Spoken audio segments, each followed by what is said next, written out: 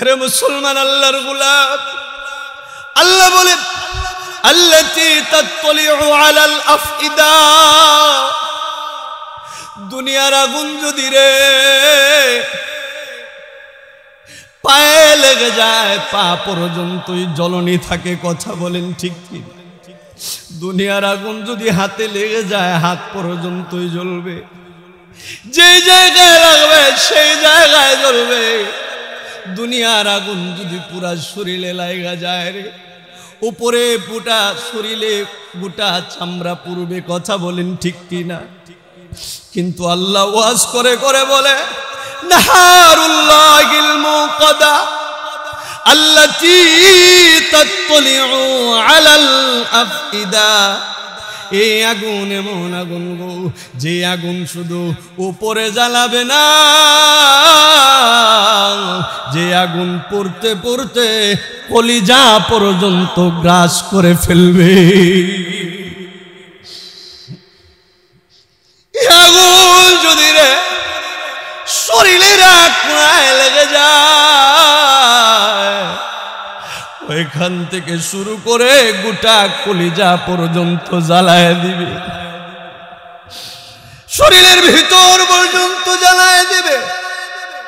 রে ঠেঙ্গিয়া এলাকার বাবারা পারবারে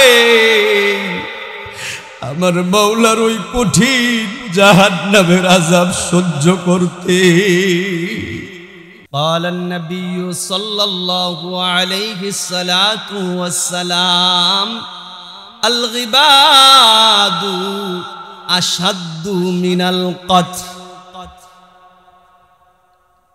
রে ঠেঙ্গিয়াল করে বাবারা, রাসূল পাক সাল্লাল্লাহু আলাইহি সাল্লাতু ওয়াসসালাম বলে গীবাত এমন মারাত্মক জঘন্য গুনাহ রে, একটা মানুষকে কতল করে দিলে, হত্যা করে দিলে যে পরিমাণ পাপ হবে, গুনাহ হবে, গীবাত করার কারণে বান্দা তার চেয়েও বেশি গুনাহ তোমার আমার হচ্ছে। স্মরণ নাই? রায় মুসলমান, আমরা মানুষ হত্যা করি না, মানুষ হত্যার চেয়েও জঘন্য গুনাহ আমরা গীবাত করে থাকি। কথা বলেন ঠিক কি? আরেক হাদিসে এসেছে আল্লাহর রাসূল সাহাবায়ে কেরামদেরকে সামনে নিয়ে বলে, সাহাবারা রে, আমি কি তোমাদেরকে এমন একটি মারাত্মক গুনাহের কথা বলে দিব, যেই গুনাহটা নিজের আপন সহোদর ভাইয়ের কলিজা গোশত খাওয়ার চেয়েও জঘন্য। সাহাবায়ে কেরাম বলে, ইয়া রাসূলুল্লাহ, অবশ্যই আপনি আমাদেরকে জানায় দেন। আল্লাহর রাসূল বলে, সাহাবীরা শোনো, কোন মানুষ যখন কারো গীবাত করে ফেলল গো, সে যেন নিজের আপন মায়ের পেটের সহোদর ভাইয়ের কলিজা এবং গোশত খেয়ে নিল। ও ঠেঙ্গিয়া এলাকার বাবারা, আপনাদের কাছে জানতে চাই, নিজের সহোদর মায়ের পেটের ভাইয়ের কলিজা এবং গোশত খাওয়া কি এত সহজ? কোন জ্ঞানবান ব্যক্তি, বুদ্ধিমান ব্যক্তি, কোন জ্ঞানী, কোন শিক্ষিত মানুষ কি কোনদিন নিজের আপন মায়ের পেটের কলিজার ভাইয়ের কলিজা এবং গোশত খাওয়ার ইচ্ছা করবে? কথা বলেন। কিন্তু বড় আফসোস,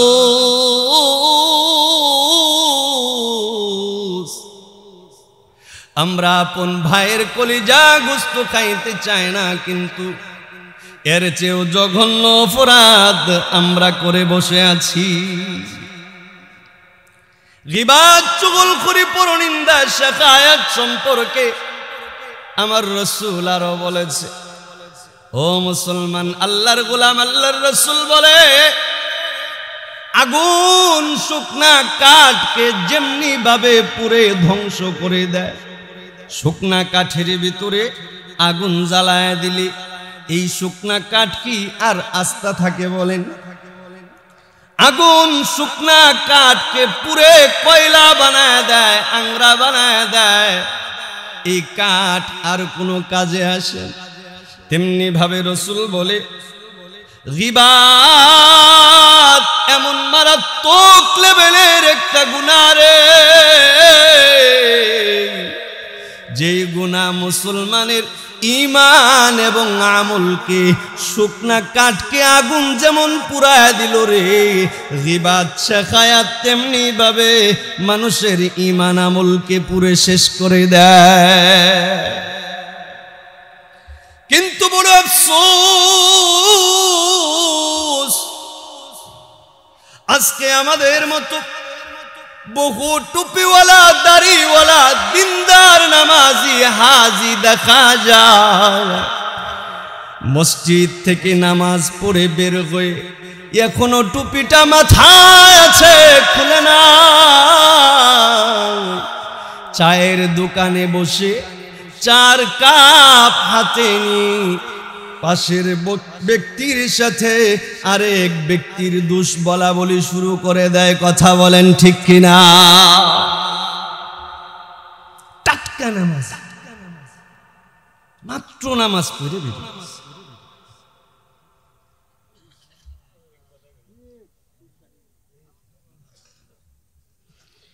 ঠেঙিয়ে করে বাবারা পায়ে ধরে বলে যায় রে, গীবাত নামক গুনাহ করে করে নিজের জীবনের আমলগুলাকে ধ্বংস করে দিও না। কারণ আমলের যে বড় দাম, নেকির যে বড় দাম। ওরে বন্ধু, কষ্ট করে করে ফজরের সময় ঠান্ডা পানি দিয়ে দৌড়ায় মসজিদে গিয়া ওযু করে নামাজ পড়ল, জোহরে কাজ ফেলে দিয়ে দৌড়ায় মসজিদে গিয়ে নামাজ আদায় করলা, আসরে হাজারো ব্যস্ততার ভিতরে দৌড়ায় গিয়ে নামাজ আদায় করলা। কত কষ্ট করে করে নামাজ পড়ে পড়ে সারা দিন সকাল থেকে সন্ধ্যা না খেয়ে রোজা রেখে রেখে যে নেকিগুলা তুমি জমাইলা রে, একটা দুইটা গীবাত করে এত কষ্টের নেকিগুলাকে মিটায়া দিও না।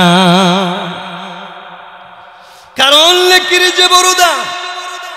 এখনো তাফসীরে ঢুকি নাই, ঢুকবো। শুরুর আয়াতটা নিয়ে একটু গীবাত সম্পর্কে বুঝাইতে। নেকির কি দাম আছে না নাই? নেকির কেমন দাম? একটা নেকির কি পরিমাণ দাম রে বাবা! দুনিয়ার জমিনে বসে থাকা অবস্থায় হয়তো বা বুঝে আসবেন, কিন্তু রে যেই দিন মালাকুল মউত আপনার আমার বিদায়ের ঘন্টা বাজায় দিবে, হায়াত যেদিন শেষ হয়ে যাবে, মালাকুল মউতের হাতে যেদিন আমি ধরা পড়ে যাব, আল্লাহ রে, ওই অন্ধকার কবর যখন আমার বাসস্থান হয়ে যাবে, ওই দিন বুঝে আসবে রে নেকির কি পরিমাণ দাম।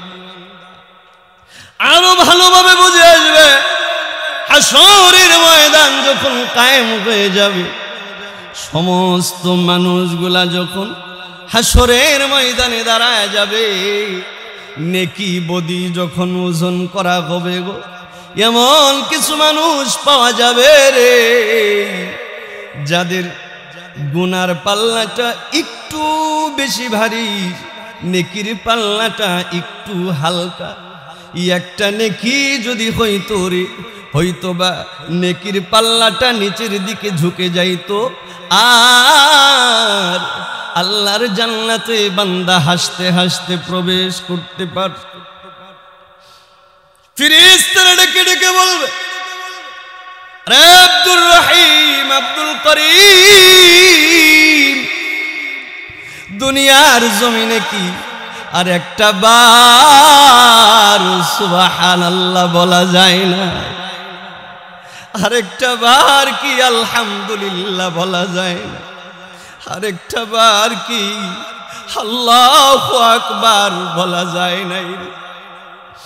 দুনিয়ার জমিনে যদি আরেকবার আলহামদুলিল্লাহ বলতি রে, আজকে কয়েকটা নেকি বেশি থাকতো, আর তো নেকির পাল্লাটা ভারী হয়ে যায়। ওই দিন বান্দা আফসোস করতে থাকবে, চোখের পানি ছেড়ে ছেড়ে কাঁদতে থাকবে। ফেরেশতা বলবে, দেখো না হাসরের ময়দানে এমন কোন ব্যক্তি পাও গো, যে ব্যক্তি তোমাকে একটা নেকি দিয়ে মিজানের এই পাল্লাটা, নেকির পাল্লাটা ঝুলায়া দিবে। বান্দা আফসোস করতে করতে, কাঁদতে কাঁদতে মিজানের পাল্লা থেকে বের হয়ে হাসরের ময়দানের ভিতরে ঘোরাঘুরি শুরু করে দিবে। হাসরের ময়দানে যখন ঘোরাঘুরি শুরু করবে, এরে মুসলমান আল্লাহর গোলাম, স্বাভাবিক যদি বাজারের ভিতরে, আমাদের মেলান্দ বাজারে ধরলাম বোঝার জন্য বলতেছি, মেলান্দ বাজারে একজন মানুষ যদি আপনার খোঁজার প্রয়োজন হয়, মেলান্দ বাজারে যদি কোনো ছেলে বাবাকে খুঁজে, একটা বাজারে সর্বোচ্চ 10,000 মানুষ, কথা বলেন ঠিক কিনা? এই 10,000 মানুষের ভিতরে নিজের বাবাকে খুঁজে বের করা কি এত সহজ? যদি না বলে যে আমি অমুক জায়গায় আছি, খুঁজে বের করা। তাইলে হাসরের ময়দানে 10,000 কেন রে, 10 লক্ষ কেন রে, 10 কোটি কেন রে, 10 মিলিয়ন কেন রে, 10 বিলিয়ন কেন রে, 10 ট্রিলিয়ন কেন রে, crore crore million billion trillion মানুষ থাকবে, কথা বলো ঠিক কিনা? তো এই কোটি কোটি মিলিয়ন বিলিয়ন মানুষের মধ্যে নিজের আপনজনদেরকে খুঁজে বের করা বুঝি খুবই সহজ। এত বিশাল হাসরের ময়দানে বান্দা ঘুরবে, কোথায় আমার মা, কোথায় আমার বাবা, কোথায় আমার ভাই, কোথায় আমার কলিজার টুকরা সন্তান, কোথায় আমার আদরের বিবি। ঘুরে ঘুরে সন্তানের কাছে গিয়ে সন্তানকে খুঁজে বের করতেই তো তার অবস্থা খারাপ, কথা বলেন ঠিক? দেখে দেখে বলবে চোখের পানি ছেড়ে, বাবা রে,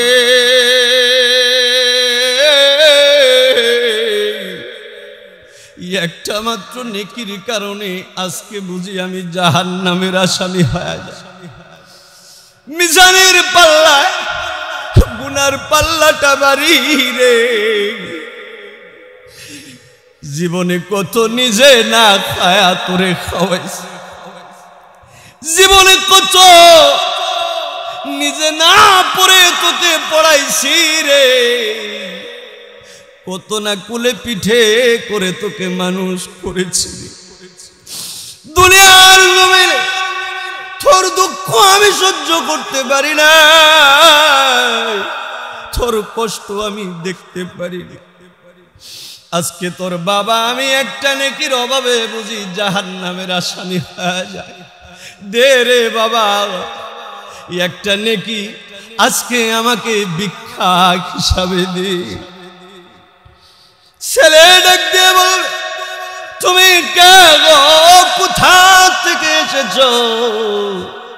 আমি তোমাকে চিনি না, দুনিয়ার জমিনে আমার কোনো বাবা ছিল না। আফসোস করতে থাকবে। এ ইমানদার আল্লাহর গোলাম, সন্তানের দিকে খেয়াল করিয়া সন্তানের দুনিয়া গুছায় দিতে যাইয়া নিজের আখিরাত হারাইতাছো। যদি বলি বাবা নামাজ পড়ো না কেন, আল্লাহ ফিল্লাহ করো না কেন, সংসারের চাপ, ব্যবসার চাপ, দোকানের চাপ, কখন করি, কথা বলেন ঠিক? সংসার কার জন্য করেন, ব্যবসা কার জন্য করেন, উপার্জন কার জন্য করেন? ছেলে মেয়ের জন্য, সন্তানের জন্য, কথা বলেন ঠিক কিনা? কিন্তু বন্ধুরে হাসরের ময়দানে যে সন্তান আপনার পরিচয় দিবে না, আফসোস আফসোস করতে থাকবে, কান্না আরো বেড়ে যাবে। আফসোস করতে করতে রে নিজের বিবির কাছে যাবে, বিবিকে খুঁজে বের করবে, প্রাণের বিবি গো,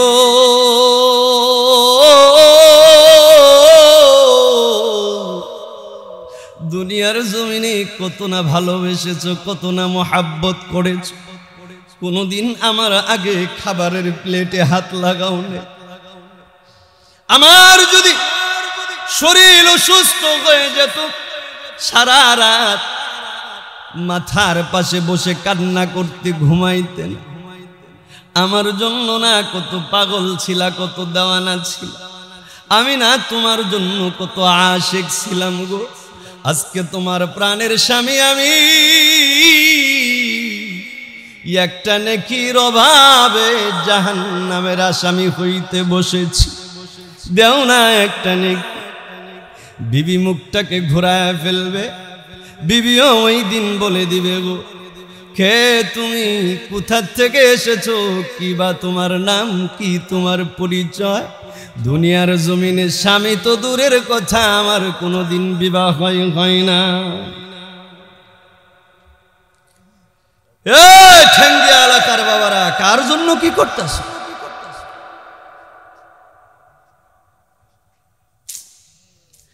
আল্লাহ বুঝার তৌফিক দেন কোনে আমি। এবার আল্লাহর বান্দা ছেলে মেয়ে বিবির কাছে যখন পাবে না, মনে মনে ভাববে পৃথিবীর জমিনে সবাই ফেলে দিলে, মা বাবা আমাকে ফেলে দেয় নাই। আদরের মা বাবা কোথায়? দৌড়ায় যাবে বাবার কাছে, বাবাকে ডাক দিয়ে বলবে, আব্বা গো, একটা মাত্র নেকির অভাবে আমি আজকে জাহান্নামের আসামি। ও বাবা, দুনিয়ার জমিনে কেউ যদি আমাকে একটু আঘাত দিয়ে কথা বল, শরীরে যদি কেউ আঘাত করতো, সহ্য করতে পারতা না, প্রতিশোধ নেওয়ার জন্য দৌড়ায় যায়। বাবা গো, আজকে তোমার সন্তান একটা নেকির অভাবে জাহান্নামের কঠিন আগুনের ভিতরে, কঠিন আগুনের ভিতরে যাইতে বসেছে। চোখের পানি ছেড়ে ছেড়ে বাবাকে ডাক দিয়ে বলবে, আব্বা ভিক্ষা চাই গো, একটা নেকি ভিক্ষা দিয়া জাহান্নাম থেকে মুক্ত করে দে। আব্বা ওই দিন পরিচয় গোপন করবে, কে তুমি, এই দুনিয়াতে আমার কোনো ছেলে ছিল না। কথা সংক্ষেপ করি, মার কাছে যা আকতি মিনতি করে করে চোখের পানি ফেলে ফেলে কাঁদবে আর বলবে, মাগো, গর্ভের ভিতরে ধারণ করিয়া 10 মাস 10 দিন কষ্ট করেছ, নিজের শরীরে রক্ত মাংস ক্ষয় করিয়া 32 দাঁড়ের দুগ্ধ পান করায়া বাঁচায় রাখছিলা গো মা গো, নিজে না খাইয়া আমারে খাওয়াইছো গো মা, কুলে পিঠে করে মানুষ করেছো গো মা। আজকে আমি তোমার আব্দুর রহমান একটা নেকির অভাবে জাহান্নামের আসামি হয়ে যায়। ওই দিন মাও পরিচয় গোপন করে ফেলবে, মা বলবে, দুনিয়াতে আমার কোনো ছেলে ছিল না, নেকি কোথাও মিলবে না। ওই দিন বুঝে আসবে রে একটা নেকির দাম কত। আর তুমি আমি দুনিয়ার জমিনে বসে বসে মানুষের গীবাত করে করে এই কষ্ট করে জমানো নেকি গুলাকে বুঝি পুরে শেষ করে দিচ্ছি। এই জন্য গীবাত করা যাবে, শাখায়াত করা যাবে, চুগলখুরি করা যাবে না। না, গীবত শাখায়াত চুগলখুরি করা যাবে না, কারো দোষ বলা বলি করা যাবে না, সামনেও বলা যাবে না, পিছনেও বলা যাবে না। কথা বলেন ঠিক কি না? তবে আপনারা মোটামুটি এটা মানবেন আশা করি, বা অনেকেই মানে, অনেকেই এই স্বভাব নাই। কিন্তু আমাদের খুব আদরের মা চাচি খালারা আছেন, কি গো, এরা মাশাআল্লাহ দিলে এই কামের খুব পড়ব, কথা ঠিক না? সব এলাকার অবস্থা জানি না, তবে আমাদের এলাকায় কিছু কিছু মা চাচি এরকম আছে যারা এলাকায় থাকলে আর সাংবাদিকের প্রয়োজন হয় না, সিসি ক্যামেরাও লাগে না। হ্যাঁ, গিবাত করার সিস্টেমটা কি বলবো নাকি একটু? গিবাত করার সিস্টেমটা, পাশের বাড়িতে যায় দৌড়ায়, ভাবি আসো গো, অমকের মাও আসলো, হ আসি, কি কো? হাই রে, তুঙ্গ বায়ে বাজারে গেছে, পান আনবার কইছি, পান নাই, কখন যে আহে, এই দুপুরের তোনে পান নাই, পান আছে গলা, পান দিবা। ওহ, পানের নিগাইছো, আমার আছে, এটা আছে, আচ্ছা দুজনে ভাগ করে চলবো। কি আইছো যখন খালি হাতে যাবা, পান এডারে অর্ধেক কইরা, অর্ধেক হে খায়, অর্ধেক হে খায়, দুইজনে দুই গালে দুইটা পান দিয়ে, এবার কাম তো আর নাই। এডে এডে কয়, বুবু হুনছ? কই কি? ওই যে আঙ্গপাড়ার শেফালি আছে না, কই হ, কাম তো গড়ায় লাইছে। ওই যে অমুকের পোলার বউ হুনছ না, কই হ, এই কাম করছে। ওই যে অমুকে এই কাম করছে, তমুকে এই কাম করছে। তার মানে 10 মিনিটের ভিতরে পুরা এলাকার খবর, হাজার হাজার গিবাত। এখন ওই যে এটা তো আইছিল পান খাবার জন্য, খাই একটু কয়ে গেছে, এটা তো কয়ে গেছে গা, কিন্তু জিডায় রইছে, জিডের কাছে ডালছে, এটার তো পেটের মধ্যে চুলকা, শান্তি নাই। হাই হাই কইলো কি রে, কইলো কি? এখন ওই যে সুনালা নগের আগালে নিয়া এখন এও বেরো, আরেকবারই যায় চুলার পারে আরেকজনে রান্তাছে, বুবু রান দিবার বইস? হ, কি রান্ধ? এই যে আছে না, কই হুনছ অমুকের বউয়ে কয়ে গেল, অমুকের বউ বলে এই কাম করছে। তার মানে আগে যে বইলা গেছে ও কইছে 1 আঙ্গুল, আর ই কইতাছে 4 আঙ্গুল, কথা কোন ঠিক কিনা? এই যে গিবাদের শুরু হইল, এভাবেই চলে গিবাদ। আমাদের মা বোনেরা, মা খালা চাচিরা বুঝতেও পারে না কখন কিভাবে নিজের ঈমান আমল গুলাকে শেষ করে দিচ্ছে, কথা বলেন ঠিক? এজন্য ঠেঙ্গিয়া এলাকার মা খালা চাচি যারা আজকে মাইকে আমার আলোচনা শুনতেছো, আমার কথাগুলা শুনতেছো, আমারও মা আছে, আমারও খালা আছে, আমারও বোন আছে গো, তোমাদের 2টা পায়ে হাত দিয়ে বলি গো, এই অভ্যাসটা বন্ধ করো, এই স্বভাবটা চেঞ্জ করো। মা গিবাত করিও না, শেখায়াত করিও না, চুগলখড়ি পরনিন্দা করিও না, হিংসা করিও না।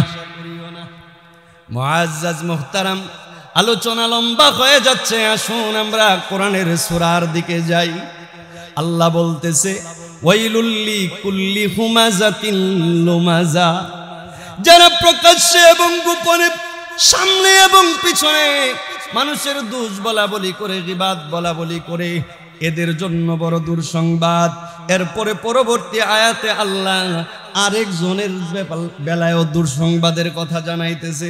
দুঃসংবাদ খালি এদের না, আরো কয়েকজনের দুঃসংবাদ এই সূরার মধ্যে আছে। আমি দফায় দফায় ইনশাআল্লাহ বোঝানোর চেষ্টা করব। কি ব্যাপার আমার বাবারা উঠে জায়গাকে, আলোচনা বুঝি ভাল লাগতেছে না, শেষ করে দিমু? যায়েন না বাবারা, আপনারা উঠে গেলে তো আমার মন খারাপ হয়ে যাব। আপনারা হইলেন এই এলাকার মেজবান, আর আমি দূর থেকে আসছি, আমি মেহমান, কথা ঠিক না? মেহমান বসায় রেখা কি মেজবান বাড়ি থেকে যাওন ভালো? মেহমান বসায় রেখা যদি মেজবান চলে যায়, মেহমান মনে কষ্ট পায় না? হ্যাঁ, আমি মেহমান, আপনারা মেজবান, আসছি আল্লাহর কোরআনের কিছু পয়গাম আপনাদেরকে জানানোর জন্য, কথা ঠিক না? আসুন এবার 2য় নাম্বার দুঃসংবাদ কাদের জন্য আল্লাহ ওয়াজ করতেছে বুঝুন।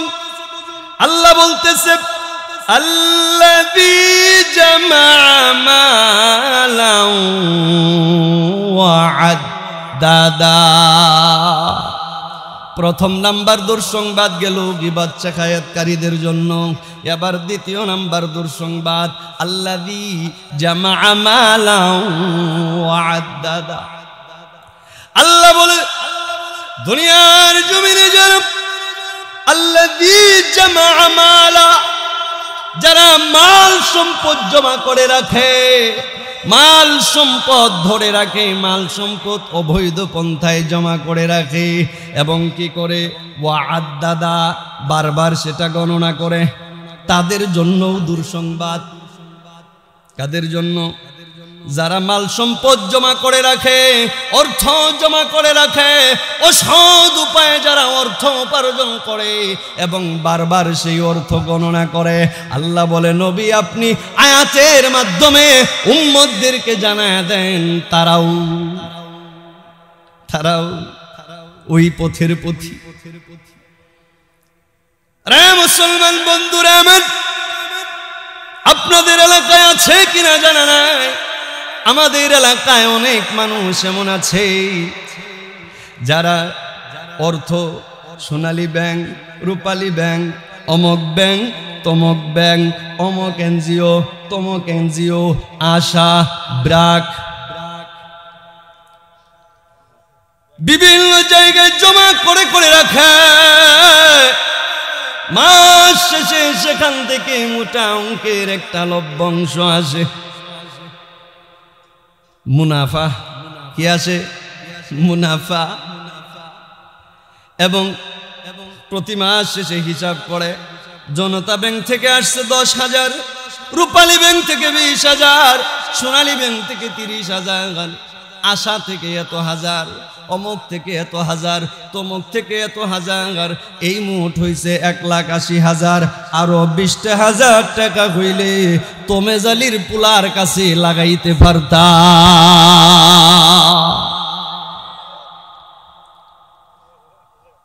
এই যে হিসাব করে করে বারবার সম্পদ গণনা করে, অসৎ উপায়ে সম্পদ জমা করে রাখে, আল্লাহ বলতেছে ওদের জন্য দুঃসংবাদ, ওরা কোনোদিন শান্তি পাবে না। তবে হালাল উপায়ে যদি সম্পদ করা যায়, হালাল উপায়ে যদি সম্পত্তি ধরে রাখা যায়, সেটা আলহামদুলিল্লাহ। তবে সম্পত্তি প্রতি বছর হিসাব করে করে যাকাত প্রদান করতে, কারণ যাকাতবিহীন সম্পদ পবিত্র থাকে। সাধ্য অনুযায়ী সদকা করতে হবে, সাধ্য অনুযায়ী গরিব দুঃখীকে সহযোগিতা করতে হবে, প্রতি বছর হিসাব করে যাকাত দিতে হবে। এবার যদি আপনি সম্পদ জমায়া জমায়া গোটা বাংলাদেশ কেন রে, গোটা পৃথিবীও কিনা নেন, আপনার জন্য দুঃসংবাদ হবে না। এবার আসেন সামনের আয়াতে যাই।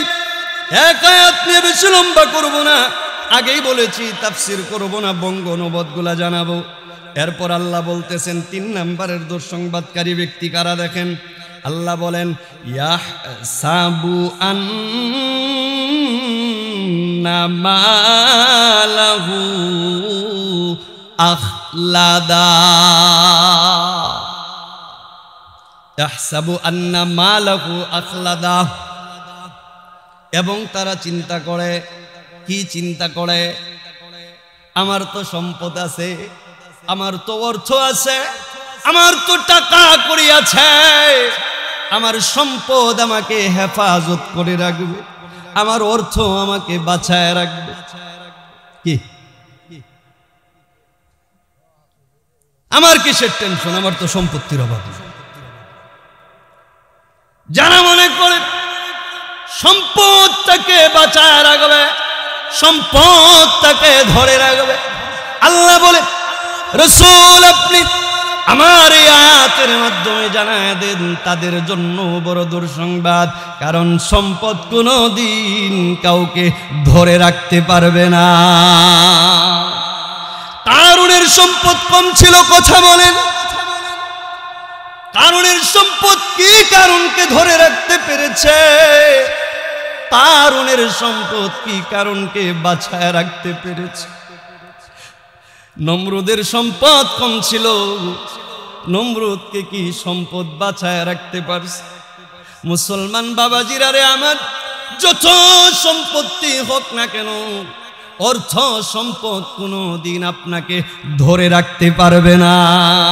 আর যারা এমন চিন্তা করবে মনে মনে, আল্লাহর কোরআনের সূরা হুমাযার 4 নম্বর আয়াত 3 নম্বর আয়াত তাকে শিক্ষা দেয়, ও দুনিয়ার মানুষ শুনে নাও, তুমি যদি এমন চিন্তা করে থাকো এটা নিতান্তই বোকামি।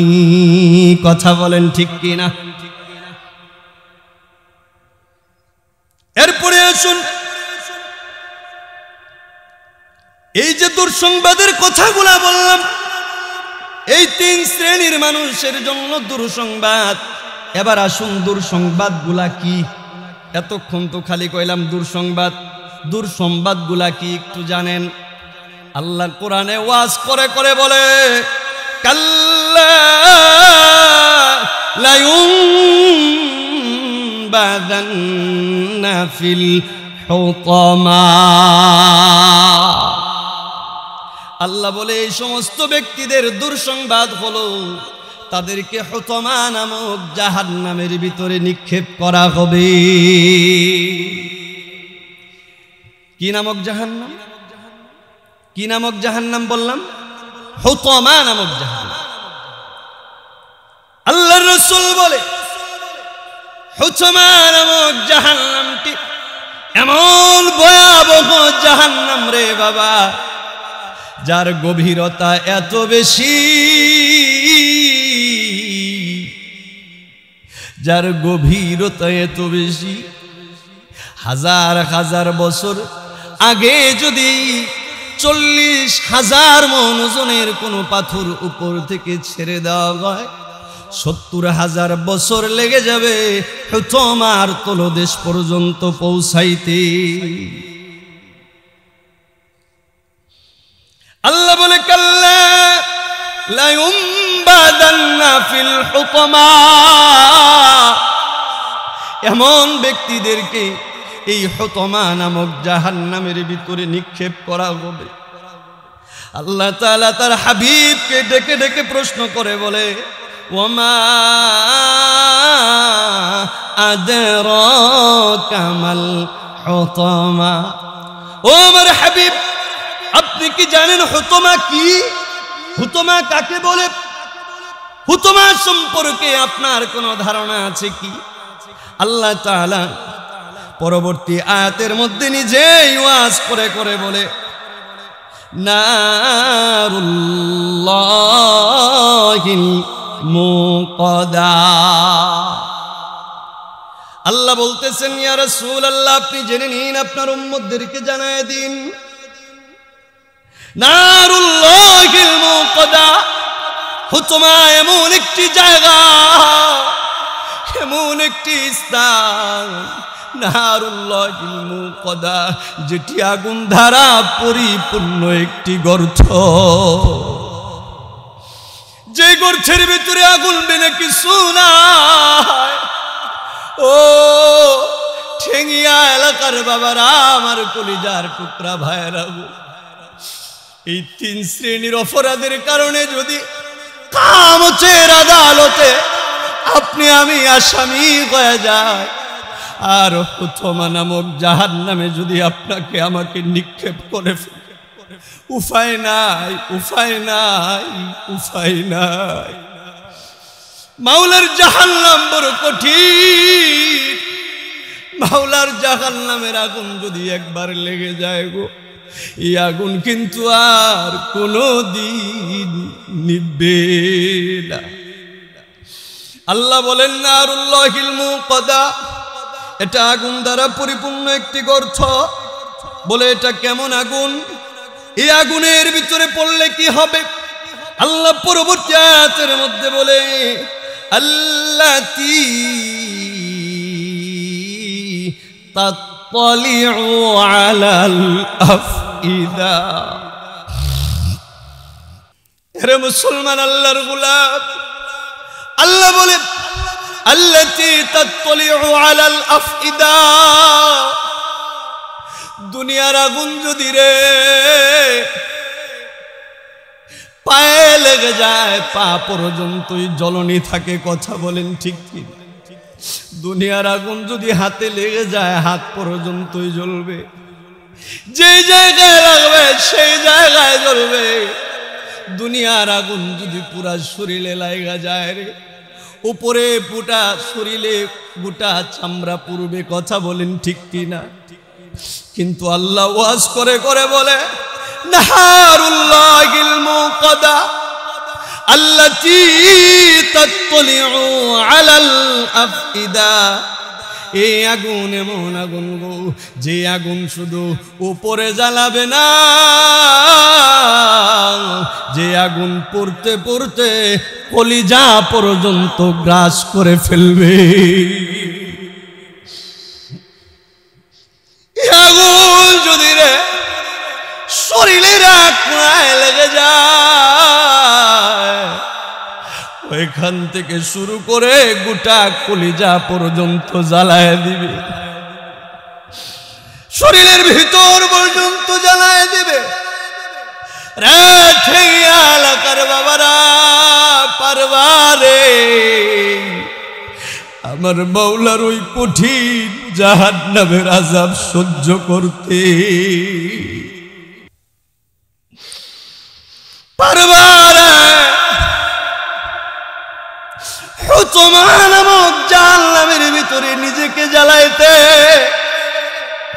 সাধারণত একটা মোমবাতি যদি জ্বালায় দেওয়া হয়, মোমের ভিতরে যদি নিজের অঙ্গুলিটা কিছু সময়ের জন্য রাখা হয় রে, হয়তোবা 5 সেকেন্ড, সর্বোচ্চ 10 সেকেন্ড পরে নিজের হাতটাকে আর দুনিয়ার সাধারণ মোমের আগুনে রাখা সম্ভব। কিন্তু আল্লাহ বলেছে জাহান্নামের আগুন দুনিয়ার আগুনের চেয়ে 70,000 কোটি গুণ বেশি শক্তিশালী। এরপরে আল্লাহ কি বলতেছে দেখেন, এই আগুন শুধু কলিজা পর্যন্ত পুরেই থেমে যাবে নাকি? না না, আল্লাহ বলতেছে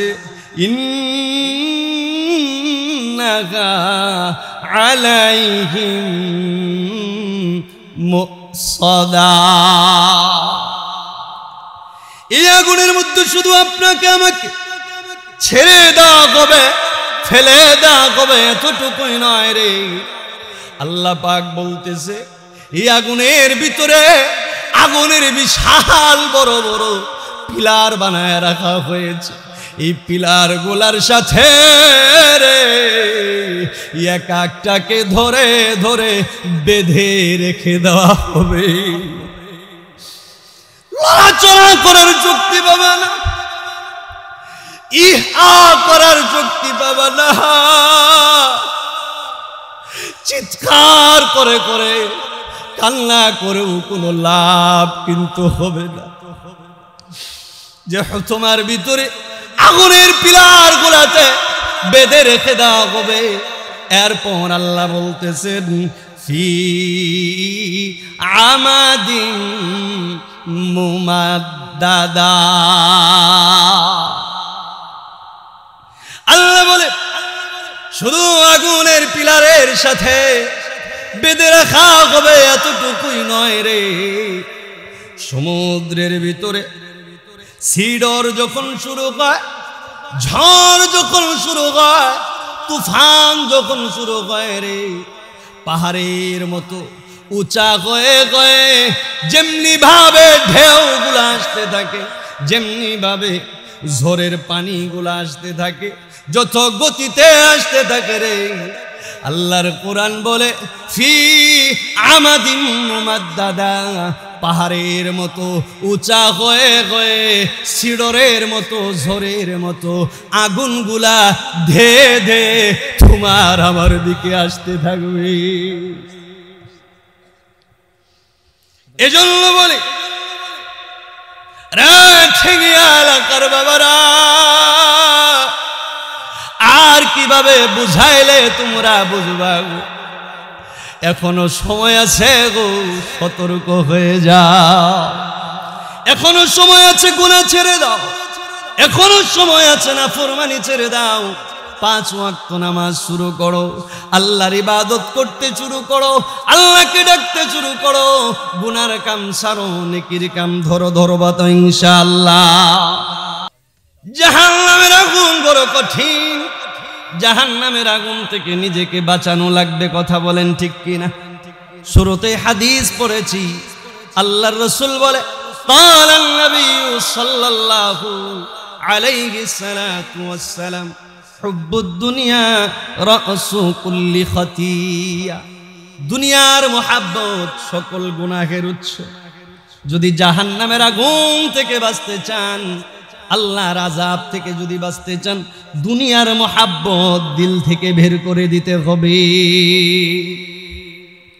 দুনিয়ার মোহাব্বত দিল থেকে বের করে আল্লাহ আল্লাহর রাসূলের মোহাব্বত সিনায় ঢুকাইতে হবে। পারবেন তো ইনশাআল্লাহ? কার মোহাব্বত? আল্লাহ এবং আল্লাহর রাসূলের মোহাব্বত। আল্লাহর মোহাব্বত যার দিলে যত বেশি হবে, তার ঈমান তত মজবুত হবে, তার দুনিয়া তত উজ্জ্বল হবে, তার কবর তত উজ্জ্বল হবে, হাসর তত সুন্দর হবে, নবীর সাথে বিনা হিসাব জান্নাতে যাবে। এজন্য 1 নাম্বার আল্লাহর মোহাব্বত দিয়া দিলটা ভইরা ফেলান। কেন আল্লাহর মোহাব্বত দিলে ঢুকাবেন না? কারণ আল্লাহ ব্যতীত তো আপনার আমার আর কেউ।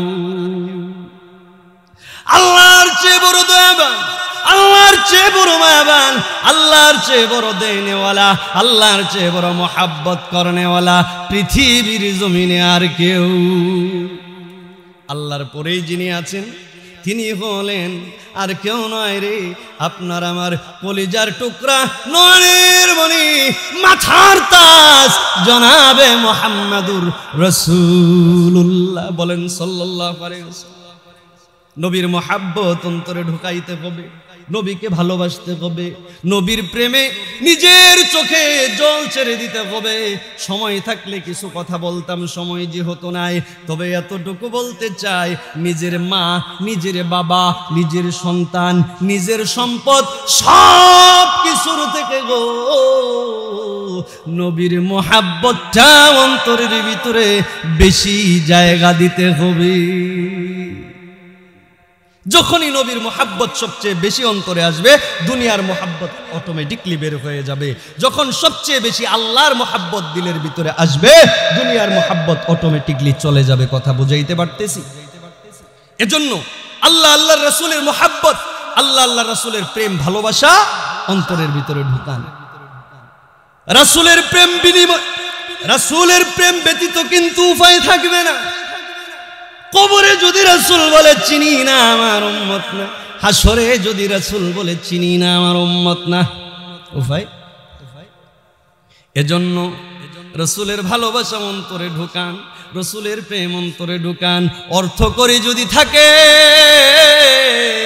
সোনার মদিনার পাশে দাঁড়ায়া চোখের পানি ফালা, নবীর রওজার পাশে গিয়ে সালাম।